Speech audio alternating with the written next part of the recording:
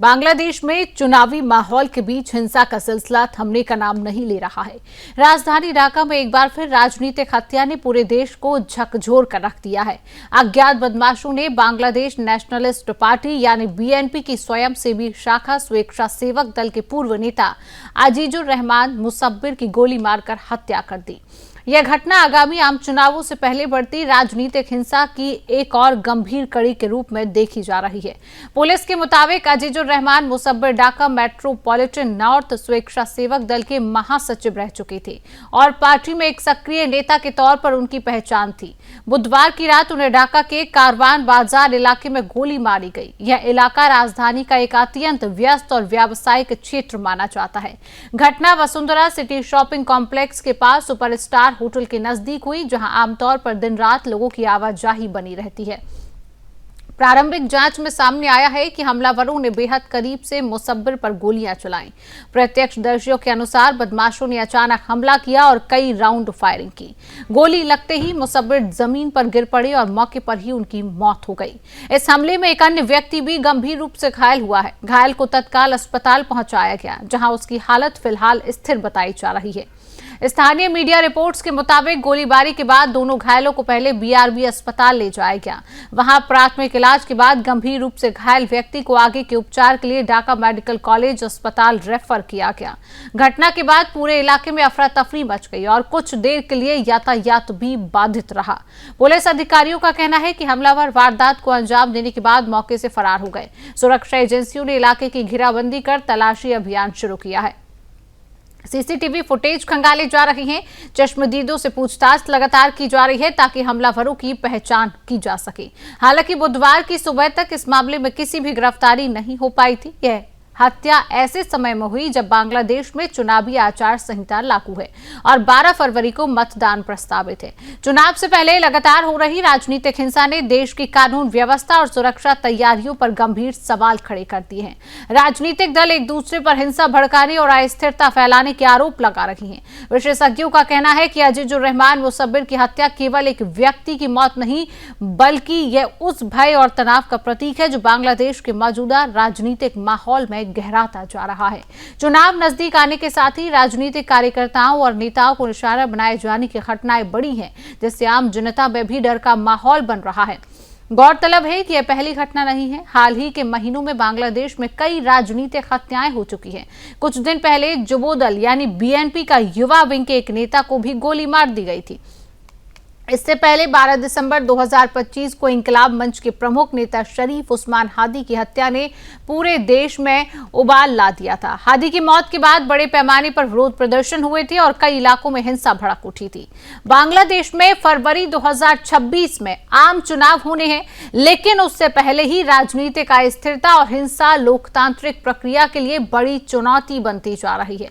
विश्लेषकों का मानना है कि अगर हालात पर काबू नहीं पाया गया तो चुनावी प्रक्रिया की निष्पक्षता और सुरक्षा दोनों पर असर पड़ सकता है। सरकार और सुरक्षा एजेंसियों के सामने अब सबसे बड़ी चुनौती यह है कि वे राजनीतिक हिंसा पर प्रभावी ढंग से लगाम लगाएं और चुनाव से पहले भरोसे का माहौल कायम करें। अजीजुर रहमान मुसब्बिर की हत्या ने एक बार फिर यह सवाल खड़ा कर दिया है कि क्या बांग्लादेश शांतिपूर्ण और सुरक्षित चुनाव कराने में सफल हो पाएगा या फिर हिंसा लोकतंत्र के रास्ते में सबसे बड़ी बाधा बनकर खड़ी रहेगी।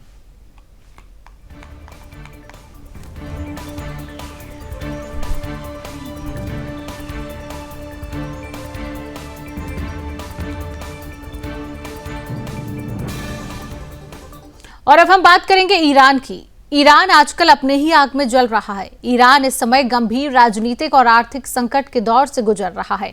महंगाई, बेरोजगारी और आर्थिक बदहाली से त्रस्त जनता का गुस्सा सड़कों पर फूट पड़ा है और सरकार विरोधी प्रदर्शन लगातार 11वें दिन भी जारी है। देश के कई हिस्सों में प्रदर्शनकारियों और सुरक्षा बलों के बीच हिंसक झड़पें हुई, जिनके वीडियो सोशल मीडिया पर तेजी से वायरल हो रही हैं। हालात ऐसे बन गए हैं कि अब यह सवाल उठने लगा है कि क्या ईरान में कोई ऐसा संगठित विपक्ष मौजूद है जो supreme leader Ayatollah Ali Khamenei की सत्ता को सीधे चुनौती दे सके या यहां तक कि उनकी सरकार का तख्ता पलट कर पाए। अमेरिकी मानवाधिकार कार्यकर्ताओं के मुताबिक यह विरोध प्रदर्शन अब तक ईरान के सभी 31 प्रांतों के 111 शहरों और कस्बों में फैल चुका है।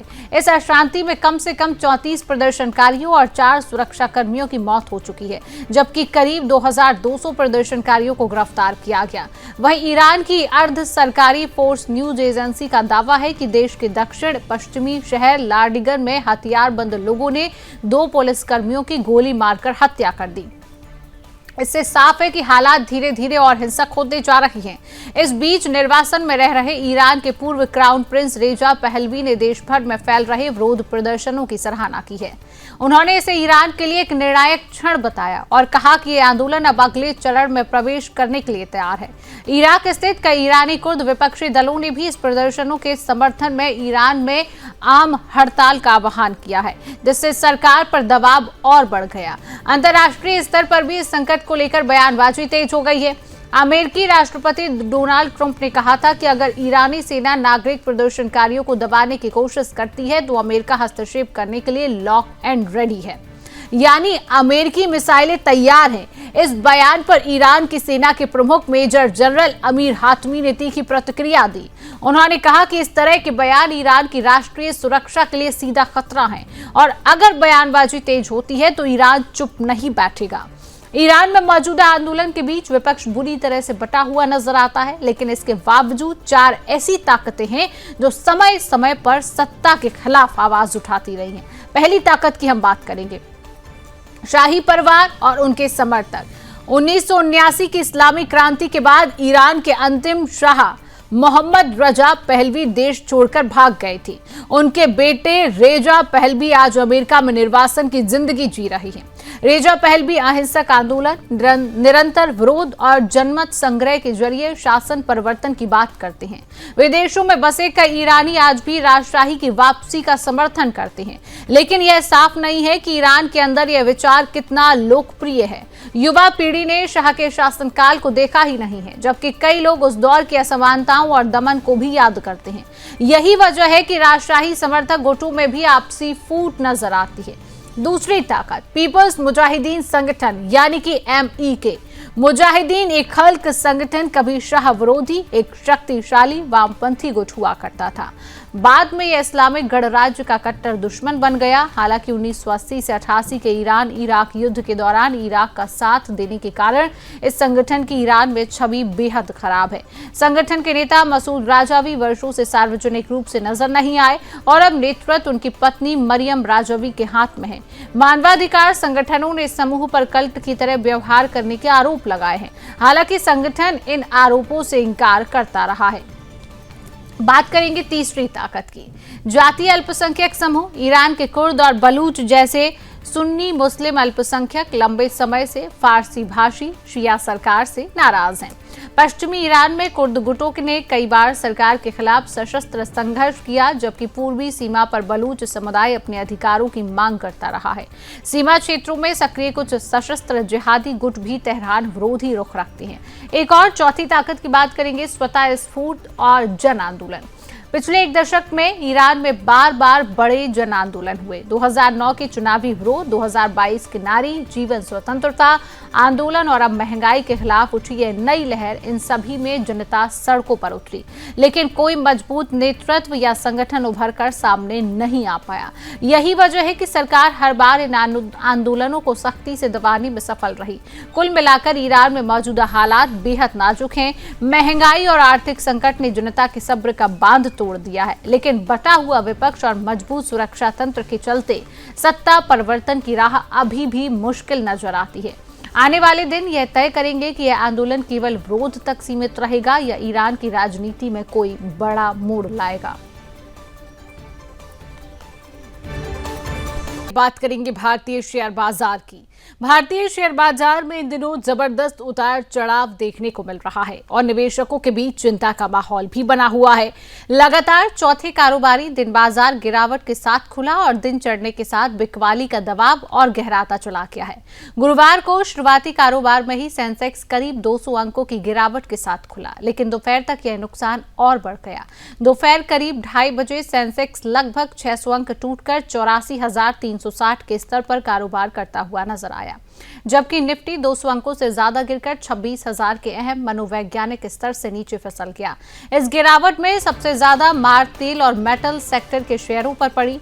हिंडाल्को के शेयरों में करीब 3.77% की गिरावट दर्ज की गई है। वहीं ओएनजीसी के शेयर 3.12% टूटे हैं। जियो फाइनेंशियल सर्विसेज के शेयरों में भी करीब 3% की गिरावट देखने को मिली है। इसके अलावा कई अन्य हैवीवेट शेयरों में भी बिकवाली हावी रही, जिससे बाजार को संभलने का मौका नहीं मिल पाया। विशेषज्ञों का मानना है कि मौजूदा गिरावट के पीछे घरेलू से ज्यादा वैश्विक कारण जिम्मेदार है। खास तौर पर अमेरिका से जुड़ा एक बड़ा घटनाक्रम भारतीय बाजार पर दबाव बना रहा है। भारत रूस से कच्चे तेल का एक बड़ा खरीदार रहा है और देश के कुल क्रूड आयात का 30% से अधिक हिस्सा रूस से आता है। इसी बीच अमेरिका में एक नया विधेयक रसिया एक्ट ऑफ 2025 पेश किया गया, जिसे राष्ट्रपति डोनाल्ड ट्रंप की रणनीति से जोड़कर देखा जा रहा है। इस बिल का उद्देश्य रूस पर आर्थिक दबाव को और सख्त करना है। इस प्रस्तावित कानून के तहत उन देशों पर भारी भरकम टैरिफ लगाए जा सकते हैं जो रूस से तेल, गैस या अन्य ऊर्जा उत्पादकों की खरीद जारी रखते हैं। मीडिया रिपोर्ट्स के मुताबिक इन टैरिफ की सीमा 500% तक हो सकती है। अगर ऐसा होता है तो इसका सीधा असर भारत, चीन और ब्राजील जैसे देशों पर पड़ सकता है। भारत के लिए स्थिति बेहद चुनौतीपूर्ण हो सकती है, क्योंकि यदि अमेरिका इस तरह का टैरिफ लागू करता है तो भारतीय निर्यातकों को अमेरिकी बाजार में भारी टैक्स का सामना करना पड़ सकता है। इससे भारतीय उत्पाद अमेरिका में महंगे हो जाएंगे और निर्यात पर नकारात्मक असर पड़ेगा। हालांकि इस पूरे मुद्दे पर अभी तक भारत सरकार की ओर से कोई आधिकारिक प्रतिक्रिया सामने नहीं आई है, लेकिन बाजार इस संभावित खतरे को पहले से ही कीमतों में शामिल करने लगा है। निवेशक फिलहाल जोखिम लेने से बच रहे हैं और सुरक्षित विकल्पों की ओर रुख कर रहे हैं, जिसका सीधा असर शेयर बाजार पर दिख रहा है। इसके अलावा वैश्विक बाजारों में भी नकारात्मक संकेत मिल रहे हैं। एशियाई बाजारों में जापान का निक्केई 225 और हांगकांग का हैंग सेंग इंडेक्स भारी गिरावट के साथ कारोबार करते दिखे। अमेरिकी बाजार भी बुधवार को गिरावट के साथ बंद हुए थे। वैश्विक स्तर पर कमजोर संकेतों ने भारतीय निवेशकों की धारणा को और कमजोर कर दिया है। तीसरी बड़ी वजह विदेशी पोर्टफोलियो निवेशकों की लगातार बिकवाली है। जनवरी की शुरुआत से ही विदेशी निवेशकों ने भारतीय बाजार से हजारों करोड़ रुपए निकाल लिए हैं। एफपीआई की बिकवाली न केवल बाजार पर दबाव बना रही है, बल्कि घरेलू निवेशकों का मनोबल भी कमजोर कर रही है। जब विदेशी निवेशक लगातार शेयर बेचते हैं तो बाजार में तरलता घटती है और गिरावट और गहरी हो जाती है। हालांकि बाजार के लिए कुछ सकारात्मक संकेत भी मौजूद हैं। आने वाले दिनों में भारतीय कंपनियां वित्त वर्ष की तीसरी तिमाही के नतीजे पेश करना शुरू करेंगी। अगर इन तीनों नतीजों में कंपनियों का प्रदर्शन उम्मीद से बेहतर रहता है तो बाजार में फिर से तेजी लौट सकती है। खास तौर पर बैंकिंग, आईटी और उपभोक्ता क्षेत्र के नतीजों पर निवेशकों की नजर रहेगी। विशेषज्ञों का कहना है कि मौजूदा गिरावट से घबराने की बजाय निवेशकों को सतर्कता बरतनी चाहिए। लंबी अवधि के निवेशक अच्छी गुणवत्ता वाले शेयरों में धीरे धीरे निवेश के अवसर तलाश सकते हैं, जबकि अल्पकालिक निवेशकों के लिए फिलहाल जोखिम अधिक बना हुआ है। कुल मिलाकर भारतीय शेयर बाजार इस समय वैश्विक दबाव, भू राजनीतिक अनिश्चितता और विदेशी निवेशकों की बिकवाली के दौर से गुजर रहा है। आने वाले हफ्तों में वैश्विक घटनाक्रम और तिमाही नतीजे तय करेंगे कि बाजार की दिशा आगे क्या रहने वाली है।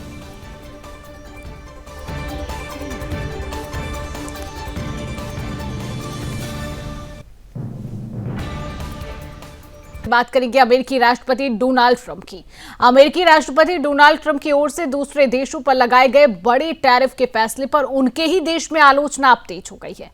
खास तौर पर रिपब्लिकन पार्टी के सांसद और केंटकी के नेता रैंड पॉल ने ट्रंप की टैरिफ नीति को आर्थिक और संवैधानिक दृष्टि से चुनौतीपूर्ण बताते हुए इसका विरोध किया है।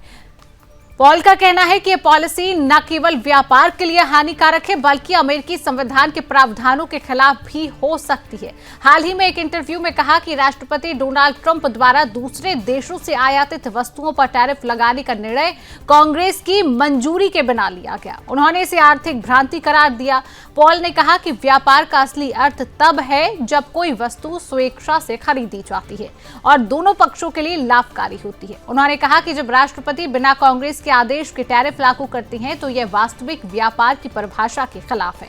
उनके अनुसार टैरिफ मूलतः एक प्रकार का टैक्स है जो इस टैक्स का भार अंततः उपभोक्ताओं पर ही पड़ता है। इसका सीधा असर अमेरिकी बाजार में कीमतों में वृद्धि और महंगाई पर पड़ सकता है। पॉल ने अमेरिकी संविधान के प्रावधान का हवाला देते हुए कहा कि टैक्सेशन और व्यापार पर नियंत्रण की शक्ति कांग्रेस के पास है और इतिहास में ज्यादातर टैरिफ इसी संस्था के माध्यम से लागू किए गए हैं। उन्होंने स्पष्ट किया कि अमेरिकी राष्ट्रपति के आदेश से कभी भी टैरिफ लागू नहीं हुए, इसलिए ट्रंप के उस निर्णय को पॉल ने संवैधानिक दृष्टि से अनुचित बताया है। उन्होंने यह भी कहा है कि अमेरिका के व्यापार साझेदारों पर भारी टैरिफ लगाने का उद्देश्य रूस और अन्य देशों पर आर्थिक दबाव बनाना है, लेकिन इसके नकारात्मक प्रभाव अमेरिका के खुद के व्यापारियों और उपभोक्ताओं पर पड़ेगी। पॉल ने कहा कि यह नीति अमेरिकी अर्थव्यवस्था के लिए खतरा पैदा कर सकती है। विशेषज्ञों का मानना है कि पॉल की आलोचना अमेरिकी राजनीतिक परिदृश्य में बड़ा हलचल पैदा कर सकती है।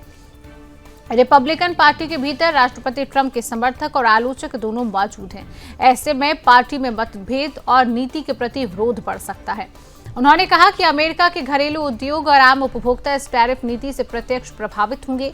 अमेरिका और अन्य प्रमुख अर्थव्यवस्थाओं के बीच व्यापार तनाव लंबे समय से मौजूद है और टैरिफ की नई स्ट्रैटेजी इसे और बढ़ा सकती है। अमेरिकी बाजार में निवेशकों और कंपनियों ने भी इस फैसले पर चिंता जताई है। पॉल ने कहा कि यह नीति वैश्विक सप्लाई चेन और अमेरिकी निर्यातकों के लिए भी चुनौतीपूर्ण साबित हो सकती है।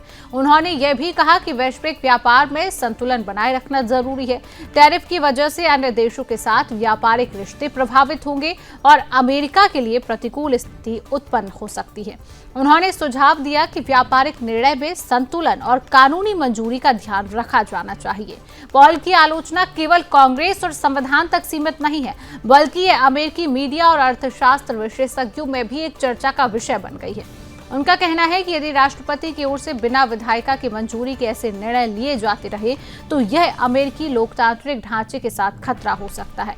विशेषज्ञों का कहना है कि पॉल का यह विरोध ट्रंप प्रशासन के व्यापार दृष्टिकोण और नीति में संशोधन की संभावनाओं को जन्म दे सकता है।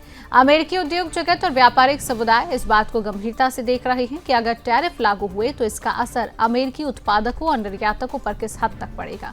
कुल मिलाकर पॉल की टिप्पणी ने यह साफ कर दिया है कि अमेरिका में राष्ट्रपति ट्रंप की टैरिफ नीति केवल अंतर्राष्ट्रीय स्तर पर ही नहीं बल्कि घरेलू राजनीतिक आर्थिक दृष्टि से भी विवादास्पद है।